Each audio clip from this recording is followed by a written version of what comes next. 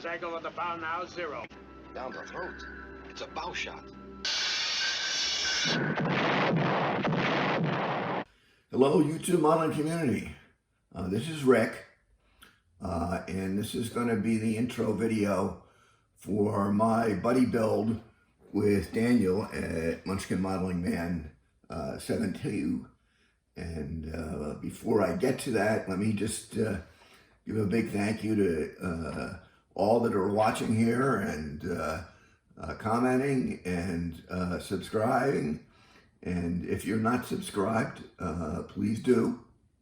And I want to do a little bit of a mail call. I got 2 sets of cards here, and both of these channels I recently engaged in and found them enjoyable. I've gone back and looking at some of their past posts, and I think they're going to both be very enjoyable. The first is Mark, Hobby Dude 007, and thanks for the kind words on the back, and I'm gonna probably learn quite a bit from this channel. And the second one is The Garage with Zippy. As the others, I've gotten both his proof card and his final card. But again, as I said, I'm finding it very informative as I go back and look at some of his past videos and see what he's been doing. So especially his one-to-one tours, I think are very nice. Let me see if I can get rid of that glare. There we go. So, okay. So let's talk about the buddy build here. First thing, the way this came about is when I did my 100 subscriber giveaway, I gave all the entries a choice if they won between 3 kits, all of different genres. I had a car, and I think I had either a plane or armor. And I put the Lionfish in there because I first of all, I've got several of these kits, and I wanted to see if anybody was interested in the submarine building. So Daniel happened to be the winner of the giveaway, and to my somewhat surprise, picked the Lionfish. So when I sent that over to him, I told him that if he was interested, and when he got to it, I wanted to do a buddy build, I'd be up for that. And we talked about it a little bit, agreed that doing it in May, after the Bandai build, after the eggplane build, would be the best time. So Daniel posted his intro yesterday, and this is going to be my intro today. Now, I'm not going to unbox it. There is a very nice unboxing done by Dirk's Pneumophiles. It's about 2 years old, but it's a good unboxing, and I'll put a link to that in the description down below. And I like this kit. The thing I like about the kit is, first of all, the scale. It's kind of what you might call a Goldilocks scale. It's not too big, it's not too little, it's kind of just right. And the other thing I really like about it is there is a large number of aftermarket available for it.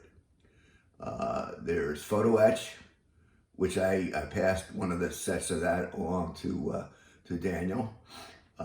There are shapeways, a couple channels in particular, and then there's a site called Nautilus Models, which also has a lot of various configurations of the, I'll say, conning towers. It's not totally correct, but it's obviously what most of the general public understand that structure that actually surrounds the conning tower is.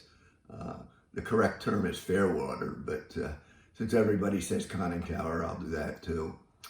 But anyway, so you can get various post-war configurations, the various guppy conversions, guppy being greater underwater propulsion, and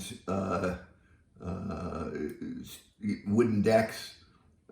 So I'm going to be exploring that. I will be using some shapeway parts to build the USS Cobbler, SS 344, which is the boat I was temporarily assigned to in 1971 for about 6 months, a little shy of 6 months. And I want to build it up as its history from when it was commissioned up to when I wrote it in 71. So there are quite a few conversions in that process. So probably do 3 separate versions over the year, or maybe between this year and next. So I'll get into the, what the cobbler is and a little bit more about it as we get into the build. Just talk a little bit about the history of the kit from Scalemates. The original tool was in 1971, and it was released as the Flasher.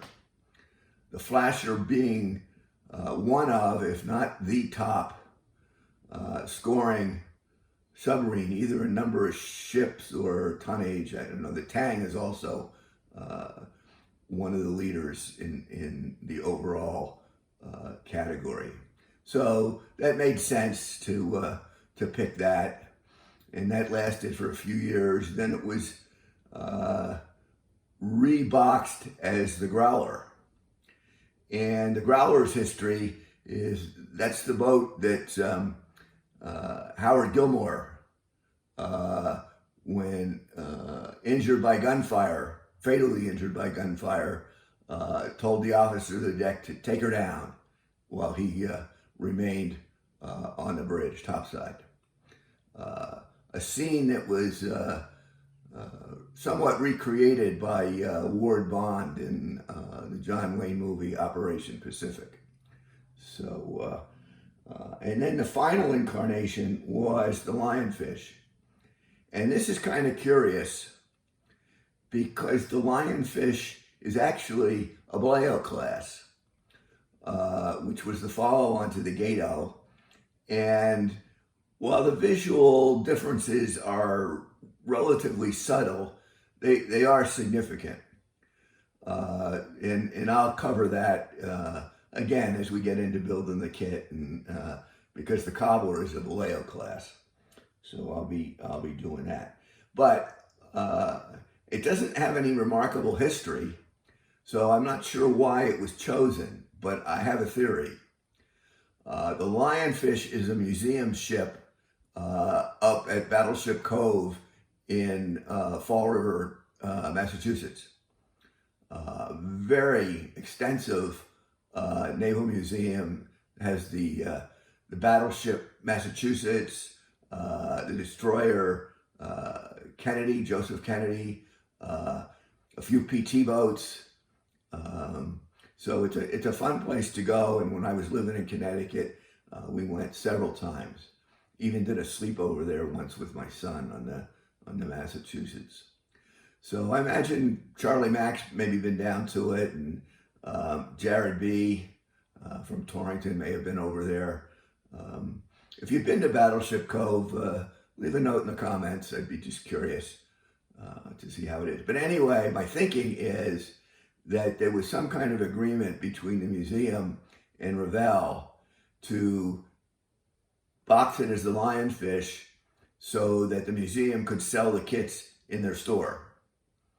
And I have no way of proving that. I don't know what kind of agreement it would have been, but that's the only reason I can see for boxing a Bleo class using a Gato tooling and model. So Be that what it may, we'll enjoy the kit. So that's really all I've got. I'll be back when we get started on it. Everybody take care. I hope everybody had a great weekend. The weekend here was the Space Coast IPMS show in Cape Canaveral. Unfortunately, I had a severe back and neck ache and really couldn't get around much, but I did manage to touch base with old Tom and Skip from Skip-O-Matics, who were there. So that was fun in and of itself. So thanks for listening. Again, thanks for watching. Thanks for subscribing. If you're not subscribed, please do subscribe. So thanks again.